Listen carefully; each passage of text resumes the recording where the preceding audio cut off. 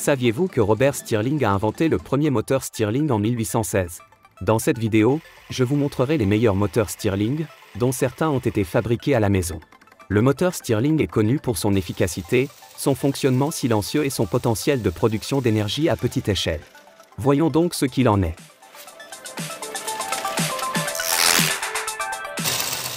Le moteur Stirling radial à 10 cylindres a été créé à l'aide de canettes de soda et d'autres objets artisanaux. Il s'agissait d'un projet remarquable pour le créateur, dont la construction a demandé beaucoup de temps. Un spectateur a même suggéré d'essayer de construire un moteur à 100 cylindres, ce qui serait vraiment remarquable. Observer le créateur en train de construire ce moteur m'a profondément satisfait, et j'espère que vous l'avez également apprécié. Que pensez-vous de la possibilité de construire un moteur Stirling à 100 cylindres?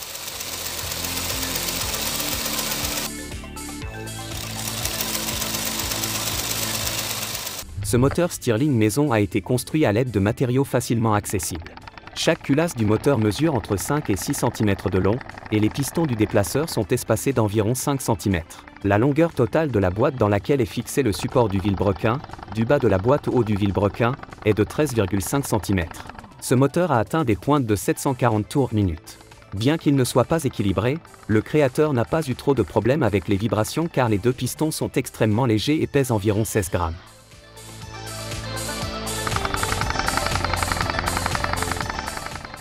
Il s'agit d'un modèle unique et écologique qui utilise l'énergie solaire pour générer du mouvement.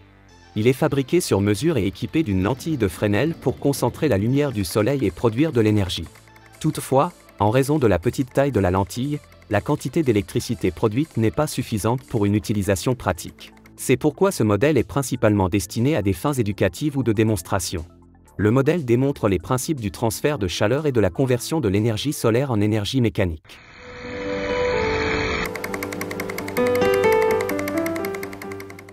Ce moteur se distingue des autres modèles par l'utilisation du refroidissement par eau pour maintenir des températures de fonctionnement optimales.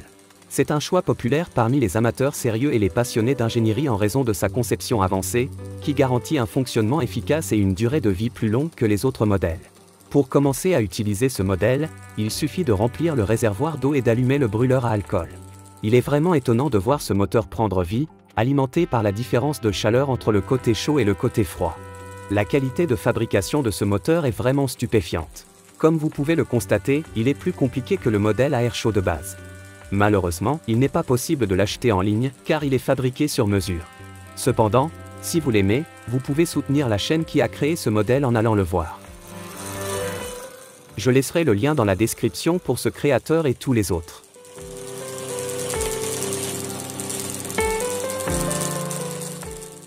Lorsque j'ai rencontré ce moteur pour la première fois, j'ai immédiatement remarqué ses caractéristiques inhabituelles. Malgré des courses de piston relativement importantes d'environ 16 mm par rapport à un diamètre de piston de 12 mm, le moteur a été capable d'atteindre des vitesses impressionnantes d'environ 2900 Tr/min et de maintenir un excellent couple. Il était vraiment impressionnant de voir comment ce moteur Stirling pouvait alimenter un mini-citerne.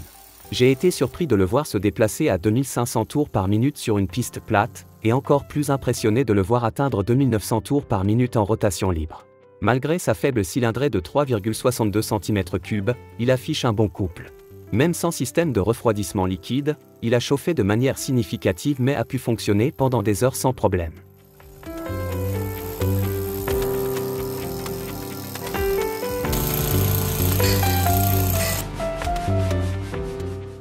Au fil des ans, l'inventeur a conçu et construit un impressionnant moteur Stirling V6. Le projet visait à créer un moteur Stirling multicylindrique dont les bouchons chauffants étaient positionnés de manière stratégique pour une efficacité de chauffage optimale. Chaque composant a été méticuleusement usiné selon des normes rigoureuses. Les volants d'inertie, qui font office d'engrenage dans ce cas, ont été assemblés par cannelure au vilebrequin afin de permettre l'expérimentation de différents volants d'inertie. L'un des éléments clés du moteur Stirling est l'efficacité de l'échange de chaleur. L'efficacité du moteur dépend fortement de la qualité de l'échange de chaleur.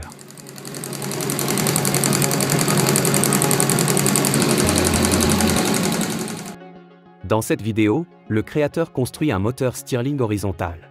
Dans la dernière mise à jour du projet, le créateur revisite le moteur Stirling qu'il avait testé précédemment.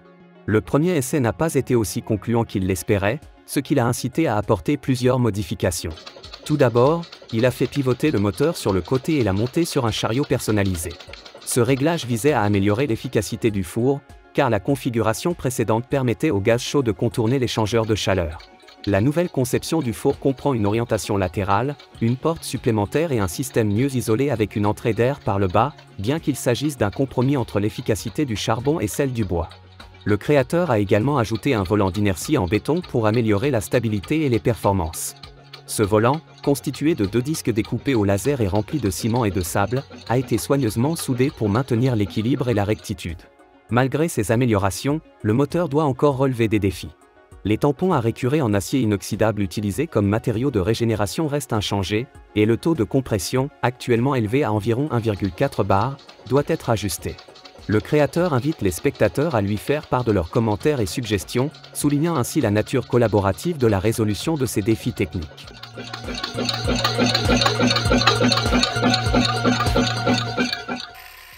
Ce moteur n'est pas fait maison, mais il est beaucoup plus grand que la plupart des moteurs Stirling disponibles à l'achat, puisqu'il pèse 2,6 kg. Son poids le rend très robuste et stable lorsqu'il fonctionne sur une table.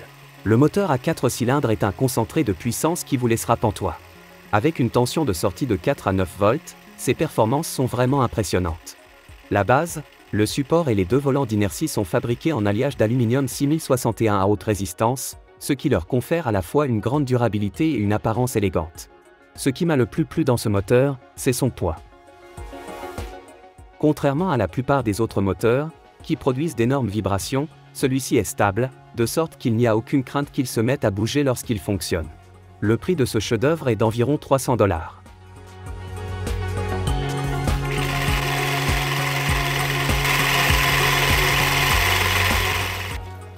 Il s'agit d'un remarquable moteur Stirling fait maison, le plus grand que j'ai jamais vu, d'une capacité de 317 cm3. Dans la vidéo, il est utilisé pour le traitement du lait. Le moteur est alimenté par une source de chaleur externe et fonctionne selon le cycle de Stirling. Il est fascinant de voir avec quelle efficacité il peut convertir la chaleur en travail mécanique. Le constructeur a passé environ 2 ans à construire ce moteur, et vous pouvez voir l'ensemble du projet ici. J'inclurai le lien dans la description. Je pense que les moteurs Stirling sont un excellent exemple de technologie efficace et respectueuse de l'environnement. Les applications potentielles de ces moteurs sont vastes et il est stimulant de voir des personnes comme le constructeur de ce moteur se lancer dans des projets aussi complexes. Que pensez-vous des moteurs Stirling? Avez-vous déjà envisagé d'en construire un vous-même? Faites-nous en part dans les commentaires. Merci d'avoir regardé cette vidéo. J'espère que vous avez passé un bon moment. Je vous donne rendez-vous pour la prochaine vidéo et je vous souhaite bonne chance.